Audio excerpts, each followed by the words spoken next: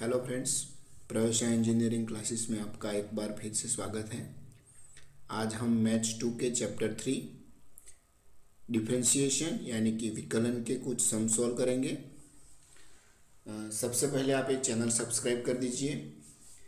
Maths 2 के सभी chapters के अलग अलग सम्स के सभी वीडियो हम आप तक पहुंचाएंगे इस चैनल के थ्रू। तो अभी बात करें चैप्टर नंबर 3 डिफरेंशिएशन। ये चैप्टर सॉल्व करने से पहले आपको कुछ फॉर्मूलाज आने चाहिए। यहाँ पे कुछ फॉर्मूला दिए गए हैं। सबसे पहला है d by d x of के, यानी कि के का डिफरेंशिएशन फाइंड करना है। अब यहाँ पे के क्या हो सकता है, तो के की वैल्यू है कांस्टेंट, यानी कि कोई भी कांस्टेंट वैल्यू का अगर हम डिफरेंशिएशन फाइंड करें यानी कि विकलन फाइंड करें तो वो ज़ीरो होता है। जैसे कि एक एग्जाम्पल देखते हैं हम।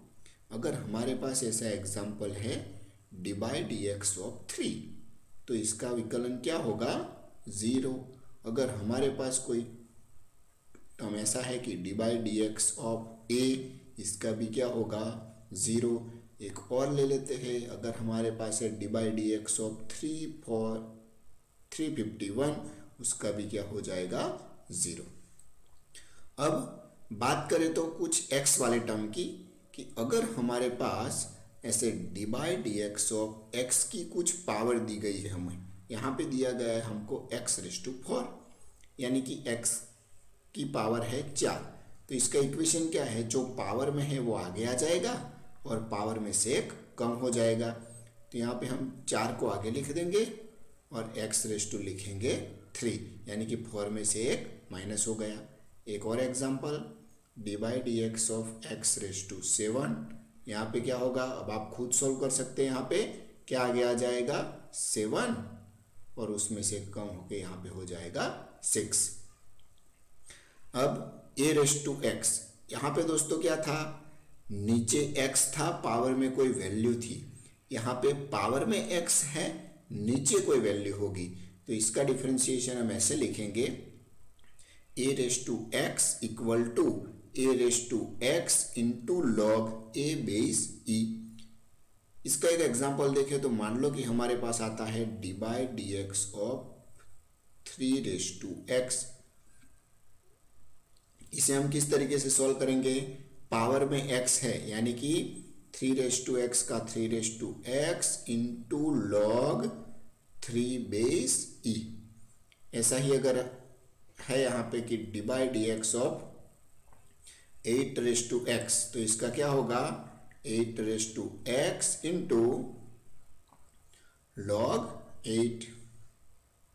अब ये कुछ इक्वेशंस ऐसे हैं जो सिर्फ आपको याद ही रखने होंगे।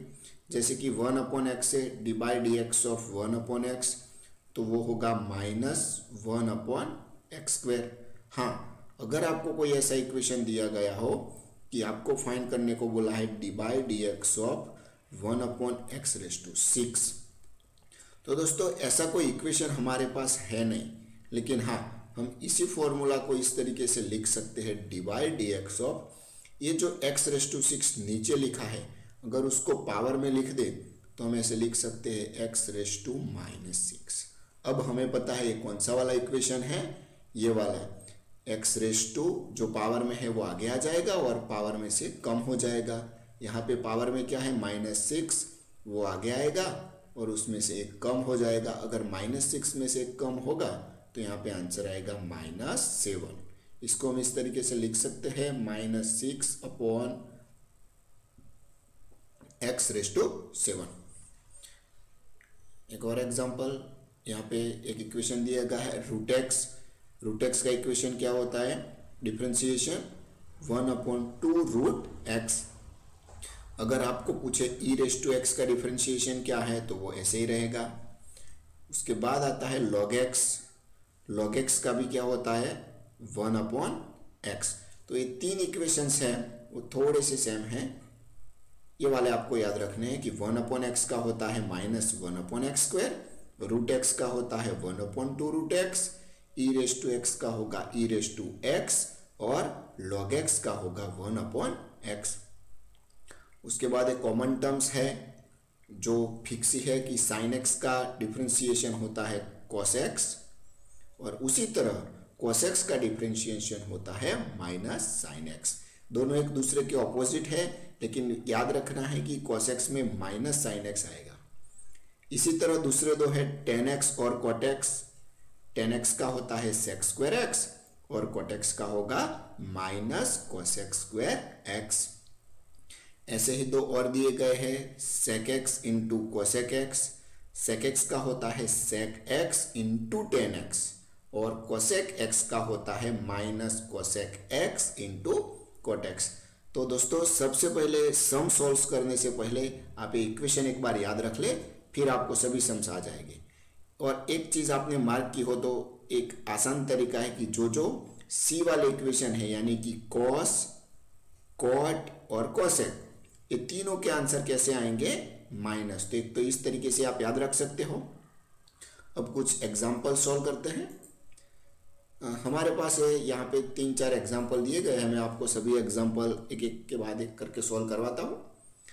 यहाँ पे दिया है हमको सबसे पहला example x cube plus 3x minus 2।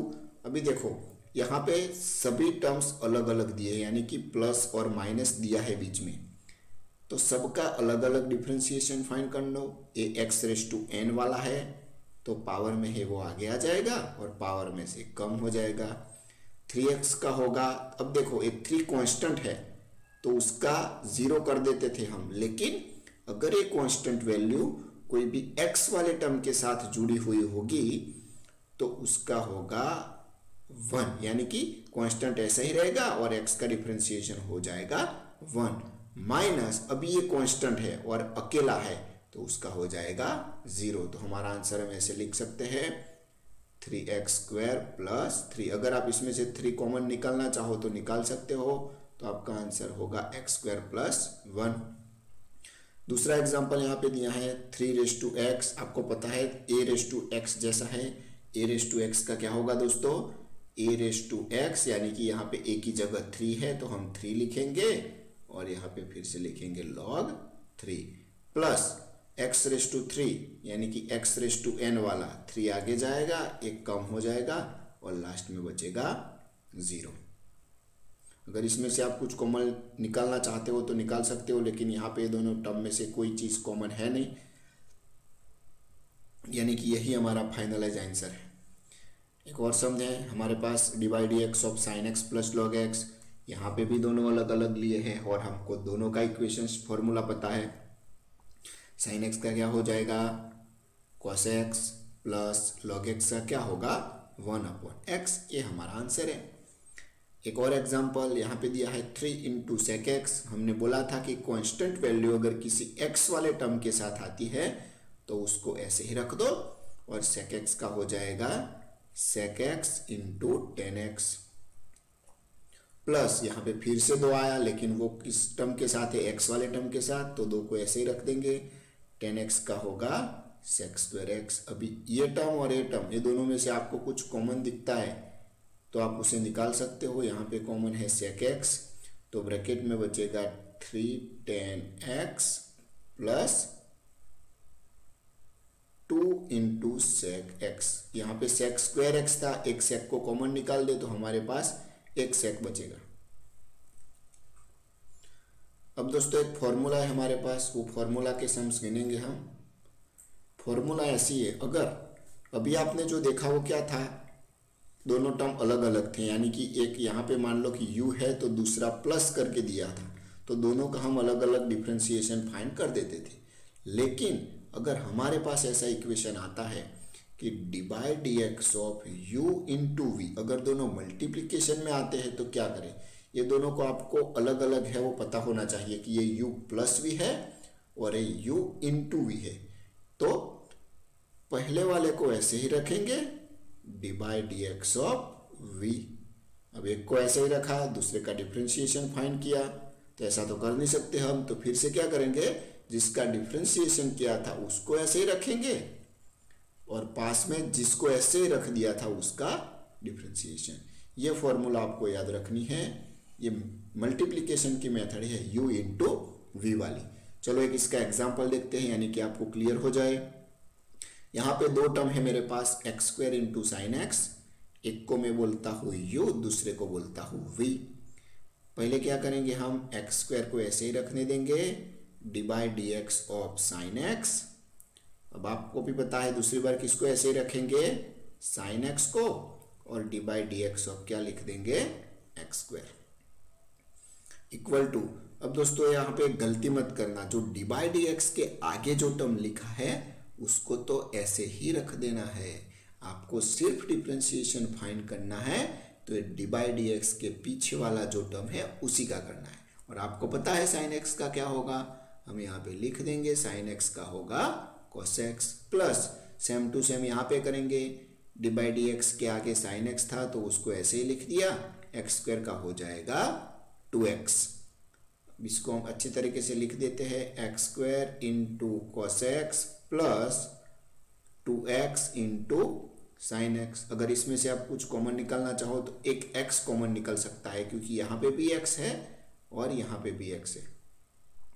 पहले एक्स स्क्वायर है तो उसमें से सिर्फ x इंटू कॉस एक्स बचेगा, और दूसरे वाले टर्म में से x निकाल दे तो यहाँ पे बचेगा 2 इंटू साइन एक्स। ऐसा ही एक और फॉर्मूला देख ले हम, ये फॉर्मूला का एग्जाम्पल है, यहाँ पे sec x into tan x. आपको भी पता है पहले सेक एक्स को ऐसे ही रखा, d by d x of क्या लिखेंगे हम, टेन एक्स, प्लस दूसरी बार टेन एक्स को ऐसे ही रखेंगे और यहाँ पे लिख देंगे d by d x of sec x. अब डी बाई डी एक्स के आगे वाले टर्म को हम ऐसे ही रखते हैं, तो सेक एक्स ऐसे रहेगा, टेन एक्स का हो जाएगा सेक स्क्वायर एक्स, प्लस यहाँ पे टेन एक्स है तो टेन एक्स को ऐसे ही रखने दिया, सेक एक्स का हो जाएगा sec x into tan x.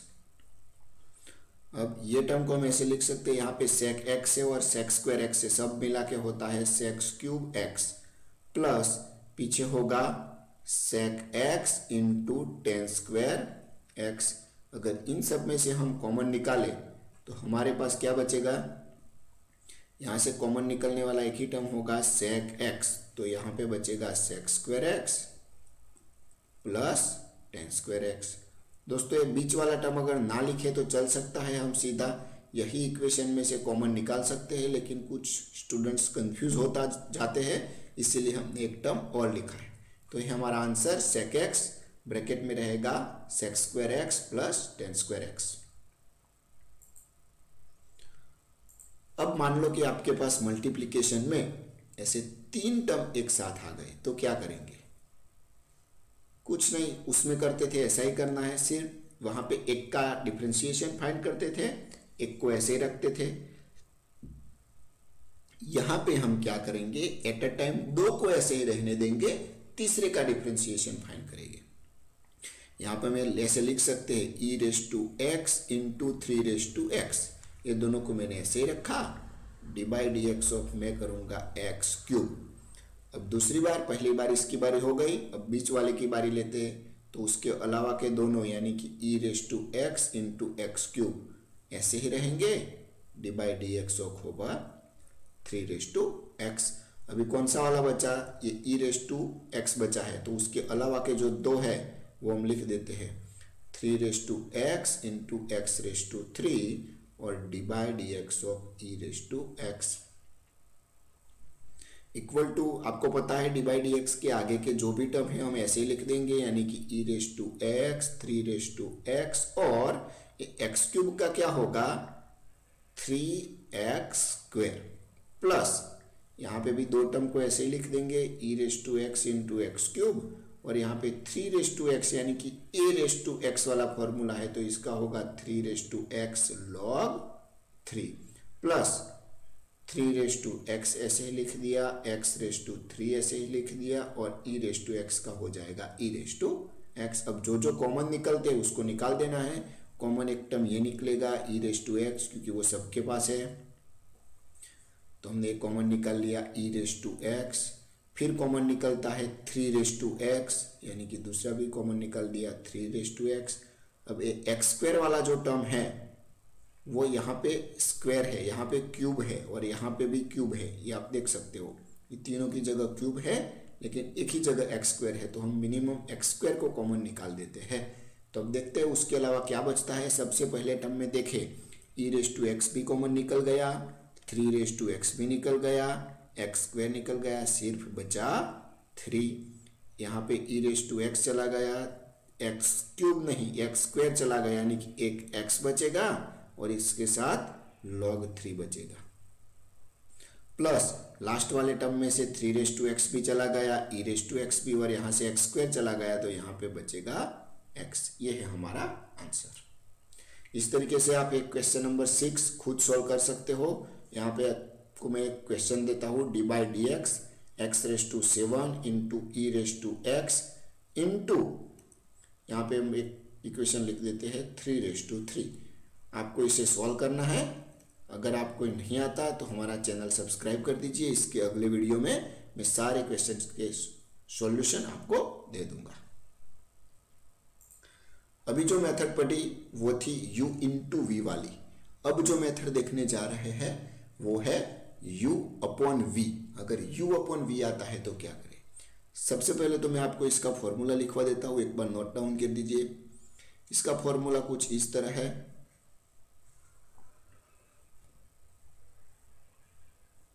अगर मेरे पास है d by d x of u upon v, तो मैं क्या करूँगा, सबसे नीचे लिखूंगा v स्क्वायर, v को ऐसे ही रखने देंगे, d by d x of find करेंगे u माइनस u को ऐसे ही रहने देंगे और d by d x of करेंगे v। जो u इंटू वी में करते थे ऐसा ही यहाँ पे करना है। सिर्फ फर्क एक बात का है कि आप यहाँ पे बीच में माइनस की साइन रखनी है, और ये जो स्टार्टिंग जहाँ से करते हैं वो कौन से वाला टर्म होना चाहिए, नीचे वाला टर्म। अभी इसका एग्जांपल देखते हैं तो आपको तुरंत पता चल जाएगा। सबसे पहले हम क्या करेंगे, नीचे वाला यानी कौन है x, उसका स्क्वायर कर दिया,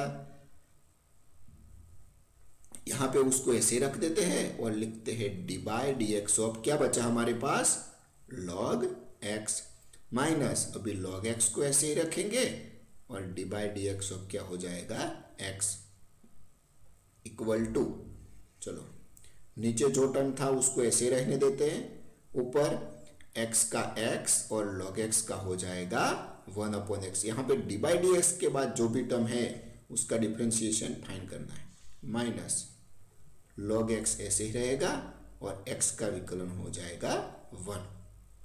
यहाँ से x और x कैंसिल हो गए तो ऊपर बचेगा 1 माइनस log x और छेद में होगा एक्स स्क्वायर। पास वाला एग्जांपल एक बार सॉल्व कर देते हैं। क्या होगा दोस्तों, आपको भी पता है, इक्वल टू करके सबसे पहले नीचे वाले टर्म का स्क्वायर लिखना है, 1 प्लस एक्स का स्क्वायर। ऊपर क्या आएगा, जो नीचे वाले का स्क्वायर किया वही ऊपर लिख देना है, 1 प्लस एक्स स्क्वायर। सॉरी, यहाँ पे एक्स स्क्वायर नहीं है,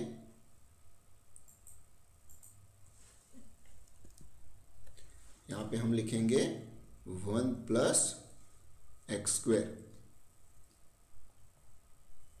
ये वाला, और उसका हम स्क्वायर करेंगे, नीचे वाले टर्म का होल स्क्वायर।